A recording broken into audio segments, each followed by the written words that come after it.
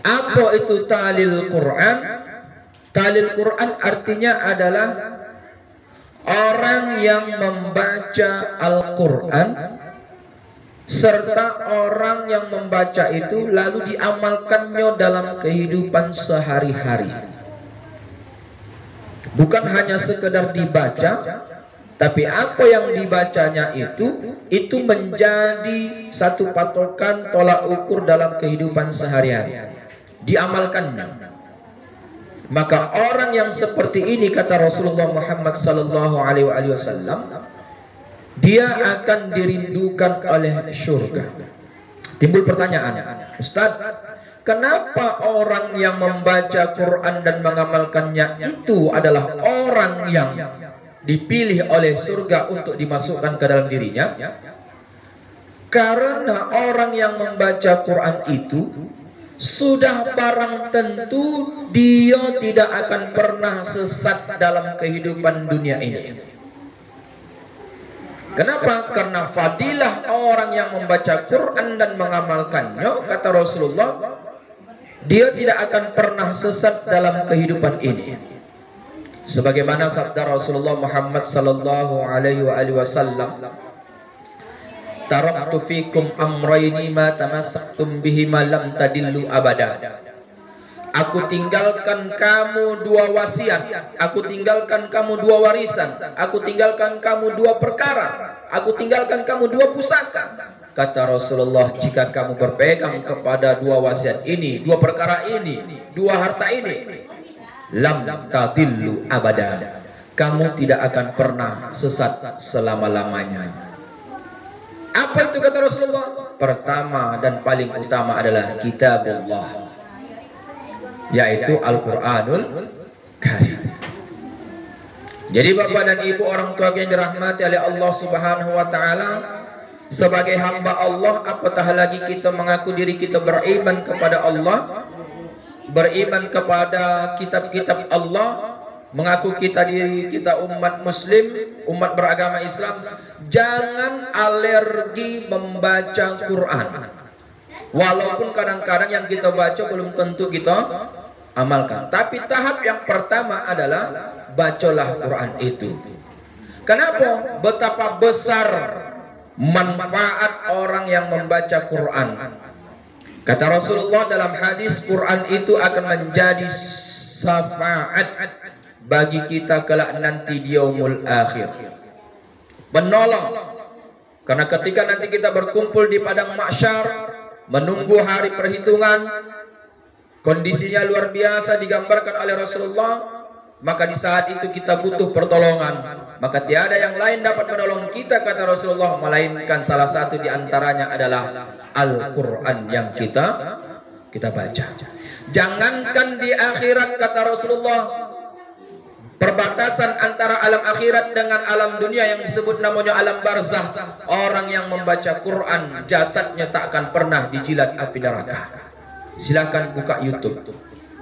Buka YouTube sejarah penggalian kubur Syekh Imam Nawawi, Syekh An-Nawawi Al-Bantani.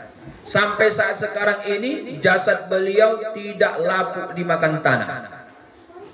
Padahal dia dikuburkan di kota Arab sana, meninggal di Arab. Pada masa itu para pemerintah Arab Saudi menggali kuburan untuk dipindahkan. Tagalilah makam Syekh Nawawi Al-Jawi Al-Bantani. Mereka heran, kenapa jenazah ini jangankan tubuhnya, kain kafannya saja tak ada yang sobek, hanya sekedar kotor, lucu karena terhimpit oleh tanah atau pasir. Mereka heran, kuburan siapa ini, makam siapa ini? Mereka telusuri, ternyata mereka dapati bahwa itu adalah makam Syekh An-Nawawi, ulama Indonesia. Kenapa ulama ini tidak dimakan oleh tanah? Ternyata diselidiki, punya selidik, Imam Nawawi itu adalah bukan lagi hafiz Quran, tapi faqih dengan Quran. Awak jangankan hafiz, hapus pun belum. Bayangkan bapak dan ibu, jangankan di akhirat Al-Quran itu memberikan syafaat, di alam kubur dia menjadi tameng, pelindung kita. penyelamat ketika kita berhadapan dengan malaikat Allah Subhanahu wa taala Munkar wa Nakir. Tidak ada yang mampu menyelamatkan kita. Suami kita ni usah tidak sajalah kalau dah meninggal lawat, malah dipijak-pijaknya pula ada ke atas. Ya kan? Yalah pula biar awak padat tanah dipijak-pijak lah pula. Tak mungkinlah pula ditek-tek saja. Begitu juga istri. Sayang-sayangnya istri dengan suami, begitu dikubur, sejam 2 jam kemudian dia berangkat pulang. Anak yang kita bela, anak yang kita dambakan, bahkan kadang-kadang gara-gara anak kita berkelahi dengan jiran tetangga, tak bisa puan dengan kaum kerabat, bahkan kadang-kadang di hadapan guru sanggup kita memperjarakan guru, gara-gara kita membela anak kita, tak mau anak guru kita tuh, anak kita tuh dicuri oleh guru. Tapi begitu kita meninggal, dia pun pulang. Lalu siapa yang akan menolong kita di alam kubur?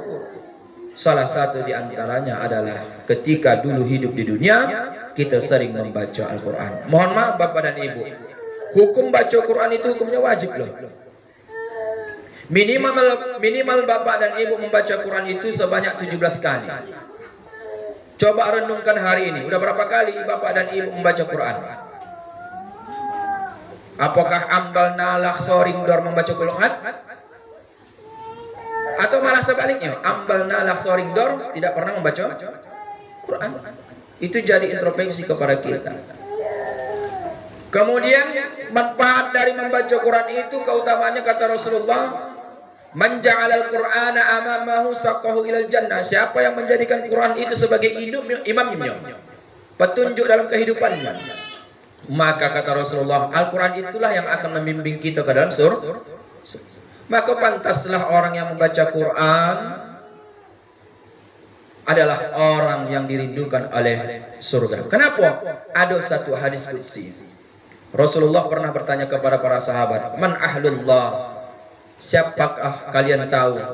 Apakah kalian tahu siapa itu keluarganya Allah Subhanahu wa taala? Rasul langsung bertanya kepada sahabat, man ahlullah? Siapa itu keluarganya Allah? Terkejutlah para sahabat. Kenapa terkejut?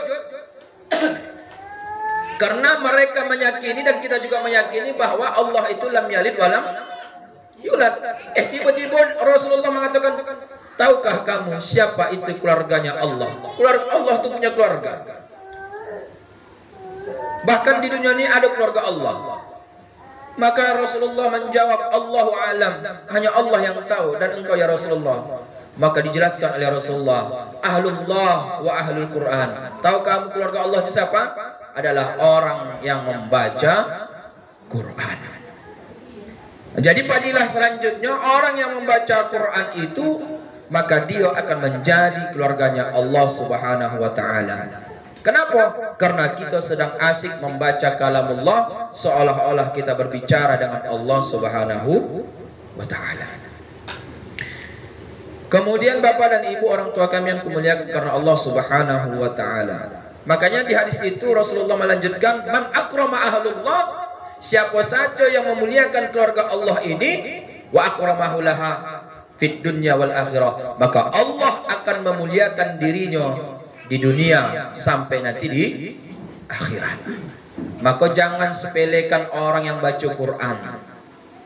Jangan layas menengok guru mengaji. Jadi Bapak dan Ibu orang tua yang dirahmati Allah, karena tanpa mereka kita tidak akan bisa membaca Quran dengan baik dan benar.